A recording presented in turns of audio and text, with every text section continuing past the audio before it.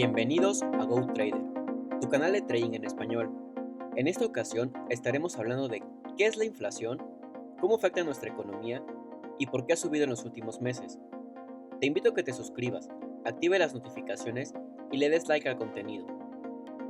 Durante la pandemia del COVID, diversos bancos centrales tuvieron que optar por una política monetaria más flexible, por lo que empezaron a imprimir dinero en grandes cantidades. Todo esto con el objetivo de evitar una crisis económica debido a la pausa de las cadenas productivas globales. Como ejemplo podemos encontrar que Estados Unidos, en el 2021, imprimió cerca de 9 billones de dólares, con el objetivo de evitar desempleo a gran escala, otorgando así apoyos sociales a su sociedad. En un inicio, esta política resultó ser positiva. Sin embargo, a raíz de que se fue abriendo la cadena productiva y las fronteras económicas, el exceso de dinero generó un proceso inflacionario, no solo en Estados Unidos, sino a nivel global. Como se muestra en la siguiente gráfica, del 2021 a la fecha, hubo un incremento sustancial en la inflación, y es importante mencionar que la guerra entre Rusia y Ucrania acrecentó más dicha subida.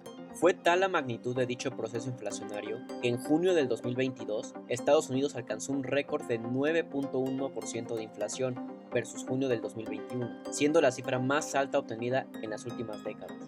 Pero en sí, ¿qué es la inflación? Se puede definir a esta como el aumento sostenido y generalizado de los precios de los bienes y servicios de una economía a lo largo del tiempo. Dicha inflación puede afectar negativamente el desarrollo económico del país, siendo la principal consecuencia la pérdida del poder adquisitivo de la población. Existen varias causas que pueden desencadenar dicho proceso inflacionario.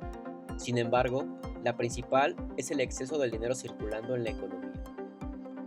La sociedad, al tener mayor dinero en su poder, comienza a gastar más, generando una mayor oferta que demanda. Esta última no puede satisfacer dicha oferta, por lo que aumentan los precios de los bienes y servicios para contrarrestar dicho desequilibrio. Es importante mencionar que existen dos tipos de inflación: la general, que toma en cuenta la evolución de los precios a nivel general en un listado muy amplio, y la subyacente, que excluye dentro de sus parámetros el precio de los energéticos y de los alimentos no elaborados. Pero, ¿cuál es el contexto actual y por qué estamos en un periodo inflacionario? Como se mencionó anteriormente, debido a la crisis pandémica, diversos bancos centrales tuvieron que aumentar el dinero circulando en su economía, lo que ocasionó un mayor poder adquisitivo de la población y por consecuencia la gente comenzó a gastar más. Es importante recordar que las cadenas globales de producción se vieron pausadas debido a las políticas de control de las fronteras. Asimismo, la guerra entre Rusia y Ucrania trajo un efecto negativo en las cadenas logísticas, en la cual el precio de ciertos insumos,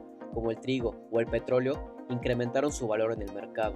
Esto trajo consigo una mayor demanda que la oferta, por lo que el precio de los bienes y servicios tuvo que incrementar para contrarrestar dicha oferta. Una de las acciones de los bancos centrales, y la más común, es el aumento de las tasas de interés, por lo que los bancos centrales comenzaron con un periodo alcista de dichas tasas, haciendo los créditos más caros. Al hacer más caros los créditos, el efecto que se busca es que la gente comience a gastar menos, pero el riesgo que se puede llegar es a tener una desaceleración de la economía y por consecuencia pérdida de empleos. Sin embargo, a largo plazo lo que se busca es la caída de la inflación con un nivel óptimo de desempleo. Debido a la importancia del mercado estadounidense, analizaremos qué es lo que ocurrió a grandes rasgos. El objetivo de la Fed, que es el Banco Central estadounidense, es tener controlada la inflación a un 2%. Como se mencionó anteriormente, Estados Unidos imprimió dinero en la época pandémica, lo que generó un desbalance entre la oferta y la demanda. Esto trajo consigo que en junio del 2022 la inflación se situara en cerca del 9.1%, siendo la más alta desde la década de los 80. La inflación ha comenzado un proceso bajista, situándose en febrero del 2023 en 6.4%.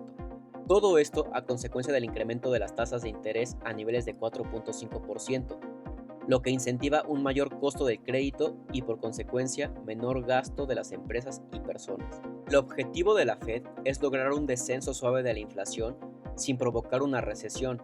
Sin embargo, los niveles de desempleo en Estados Unidos se sitúan en niveles sumamente bajos, lo que ocasiona que la inflación no logre bajar al ritmo esperado, por lo que deban seguir aumentando las tasas de interés y por consecuencia se incremente el riesgo de una recesión.